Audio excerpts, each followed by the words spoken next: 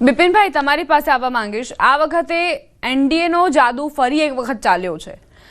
RJD પાસે ખૂબ જ મોટા અવસર હતા કે તેઓ નીતિશ કુમારના સ્વાસ્થ્ય સંબંધિત મુદ્દો પણ તેમણે ઉઠાવ્યો અને આટલા વર્ષોથી નીતિશ સરકાર આટલા વર્ષોથી કાબિઝ છે બિહારના સત્તામાં. તો તમે કેવી રીતે આંકલન કરી રહ્યા છો બિહારના જનમાનસ પર? મુખ્યત્વે ત્યાં આગળ જ્ઞાતિવાદનું જે છે રાજકારણ, અને એમાં મુખ્યત્વે કહીશ કે એમને જે યાદવો અને દલિતો અને મુસ્લિમો એ જે છે એ વોટ બેંક એમના માટે બહુ મોટી હતી.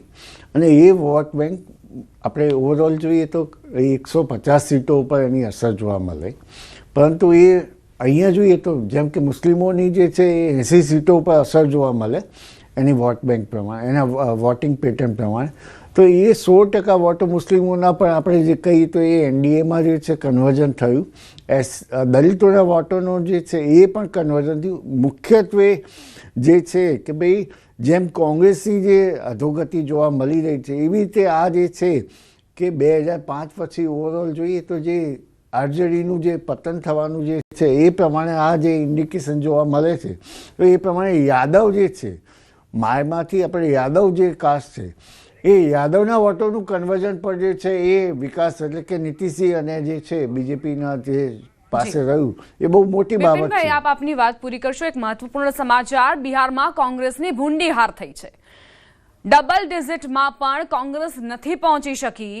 આવી સ્થિતિ કોંગ્રેસની થઈ છે. આખરે કેમ થઈ છે તે પણ એક મોટો સવાલ છે, કારણ કે રાહુલ ગાંધી આ વખતે પ્રચારમાં જોવા મળ્યા હતા અને તેજસ્વી યાદવ સાથે ખભેથી ખભો મળાવીને આગળ જતા હતા. તો આખરે કેમ કોંગ્રેસ ગ્રાઉન્ડ પર નથી જોવા મળતી તે એક મોટો સવાલ છે. કેમ કોંગ્રેસ સાથે દરેક રાજ્યમાં આવવું બને છે? અને હરિયાણાની ચૂંટણી પણ લઈને આવી ગયા આ વખતે રાહુલ ગાંધી. બિહારની ચૂંટણીમાં કે વોટ ચોરી થાય છે, આવા આક્ષેપો પણ રાહુલ ગાંધી તરફથી મુકાતા હોય છે, પરંતુ જે રાજ્યમાં કોંગ્રેસ જીતતી હોય ત્યાં અલગ પ્રકારનું વલણ રાહુલ ગાંધીનું જોવા મળતું હોય છે. ચોક્કસ મતદારો પર જ ભરોસો ભારે પડ્યો હોવાની જાણકારી છે. એક્સપર્ટ્સ એવું માની રહ્યા છે કે ચોક્કસ મતદારો પર જ ભરોસો રાખ્યો. ચૂંટણી સમયે જ મેદાનમાં દેખાયા તે પહેલા તેઓ સ્થાનિક મુદ્દાઓની અવગણના કરતા હતા અને કદાચ આ જ બધા ફેક્ટર્સ છે કોંગ્રેસની હાર માટે જવાબદાર. જી બિપિનભાઈ, આપ આપની વાત પૂરી કરશો. મુખ્યત્વે જે આપે જે કીધું એ બરાબર છે કે કોંગ્રેસ જે છે એ પોતાનું જે છે સ્ટ્રક્ચર અને બીજું એમનો જે મેઇન મુદ્દાઓ જે છે, જ્યારે તમે ગામની બિહારમાં, બીમાર સ્ટેટમાં બિહાર, ત્યાં આગળ આપણે વોટ ચોરીને એમાં જે છે એ મુખ્ય મુદ્દાઓ તમે હાઇલાઇટ કરો ને વિકાસના મુદ્દાઓ અને એમના વેલફેરની વાતો જે છે ભલે મેનિફેસ્ટોમાં મૂકી, પરંતુ એ લોકો સુધી ના પહોંચે કે એનું કન્વર્ઝન ના થાય. કે બીજો તેજસ્વી યાદવનું જે એમને સપોર્ટ જે છે, પરંતુ એ બંને માટે જ્યારે division means divide and rule જેવી જે છે કે એમના ગઢ જે આપણે કહીએ કે એમના ગઢમાં પણ જો એમને જે છે એ ત્યાં બંને એ પાછું પડવું પડ્યું હોય તો એ આ પરિસ્થિતિ જે છે વોટર્સોનું જે છે એ વિકાસના પ્રત્યે એમને આ જે વોટિંગ કર્યું એવું સ્પષ્ટપણે દેખાઈ આવે અને કોંગ્રેસ અને જે મહાગઠબંધનને એમને જે છે જાકારો આપ્યો એવું સ્પષ્ટપણે કહી શકાય. તો બિપિનભાઈ, અત્યારની જે સ્થિતિ છે કે મહાગઠબંધનના નેતાઓ ખૂબ જ પ્રચાર કરતા હતા, સામે એનડીએ ગઠબંધનના પણ પ્રચાર કરતા હતા, પરંતુ ભાજપ અને કોંગ્રેસ બંનેને જેડીયુ અને આરજેડીનો સહારો કેમ લેવો પડી રહ્યો છે? કેમ તેઓ પોતાના બળે બિહારમાં કંઈ કરી નથી શકતા? બિહાર એક આગવી એની ઓળખ છે અને જાતિવાદનું જ રાજકારણ છે અને ત્યાં રિજનલ પાર્ટી જ ચાલે. જો તમે ત્યાં આગળ કોઈ પણ બહારના નેતાઓનું ફોકસ કરો તો એ ત્યાં આગળ ચાલી શકે જ નહીં.